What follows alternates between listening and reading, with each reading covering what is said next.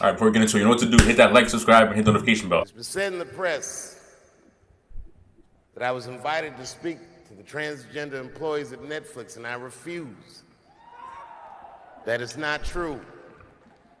If they had invited me, I would have accepted it, although I am confused about what we are speaking about. I said what I said, and boy, I heard what you said. My God, how could I not? You said you want a safe working environment at Netflix. Well, it seems like I'm the only one that can't go to the office anymore.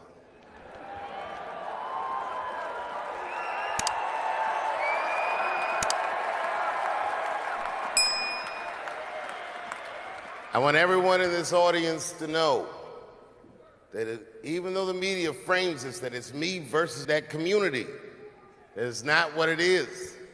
Do not blame the LGBTQ community for any of this shit.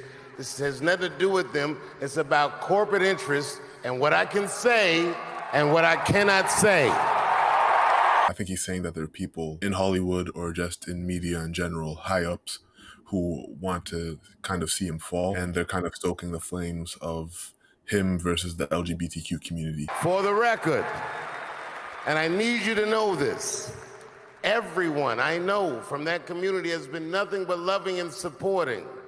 So I don't know what all this nonsense is about. In summer 2020, when the whole world shut down, I was outside doing shows. My neighbor had a cornfield, and he let me throw shows there, and people came from all over the country. Some people came from around the world to see those shows.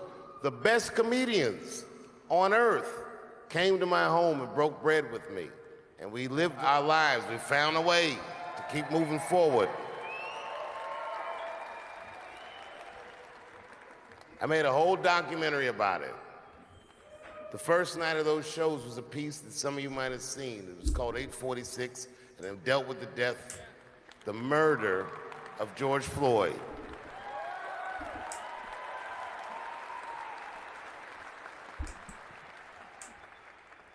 This film that I made was invited to every film festival in the United States, and some of those invitations I accepted. And when this controversy came out about the closer, they began disinviting me from these film festivals.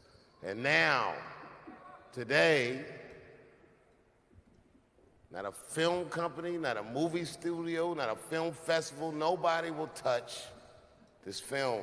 Thank God for Ted Sarandos at Netflix. He's the only one that didn't cancel me yet. You know, this kind of reminds me of a video we did a while ago with Patrice O'Neill, of him on the news anchor about like feminism, but like this time it's like the LGBT community. What can you speak about versus like what you can't speak about? Yeah, it's a common fight that you see a lot of comedians prime targets for cancel culture or maybe even attempted censorship. Comedians, they have to make jokes on sensitive topics, talk about sensitive things. So this is something that they take a lot more personally. So, I mean, I do understand Dave. This right here is not really targeted towards the LGBTQ community. It's more so targeted towards the like the Hollywood industry or just the the big corporations. So he's taking a lot of backlash from them, and obviously that has a bigger effect on his on his career, on the things that he can say. So I guess he is canceled, but not by what we think he's canceled by. To the transgender community, I am more than willing to give you an audience, but you will not summon me. I am not bending to anybody's demands.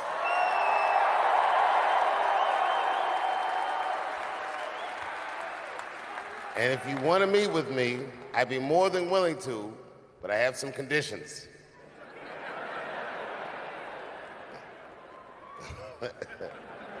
First of all, you cannot come if you have not watched my special from beginning to end.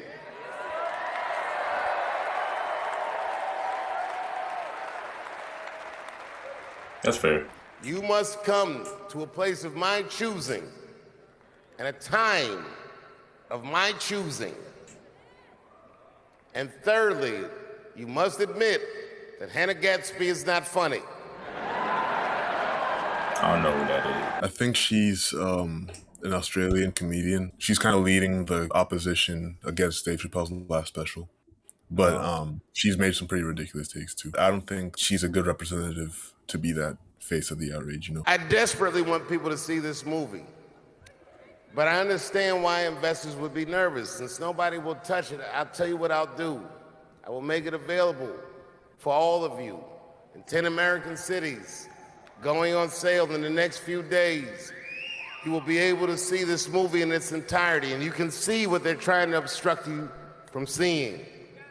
And you can judge for yourself, but you cannot have this conversation and exclude my voice from it. That is only fair. You have to answer the question, am I canceled or not? Then let's go. He's trying to like start a fight, a meaningful fight towards the industry, but I mean, he's kind of like hyper focused on the LGBTQ community specifically. And I mean, I guess there is a connection there. I don't know. And I felt like he's put too much attention towards it than what's like necessary. Even with the last special, I kind of felt like he's kind of like beating a dead horse. I just feel like his legacy doesn't really need all this extra stuff attached to it. But I mean, now he's already caught in too deep. So like, if you're digging in a hole, you should probably stop digging. But in this case, he's just digging some more. I feel like stuff like this dies down over time. Like, yeah, I feel like honestly, by the time Dave Chappelle released this video, I think his stuff already pretty much died down. You know? Yeah, he just brought it back up. Yeah. I mean, I'd like to see him get back to like more jokes and like focus on other things. Because if you look at his old specials, like Killing Me Softly, like he was talking about so many different social issues all it was, and even his first two Netflix specials he was talking about like a wide variety of things. So I like to see him get back to that soon. So alright, y'all, if you enjoyed the video, you know what to do. Hit that like, subscribe, and hit the notification bell. Till next time, we catch y'all. Peace.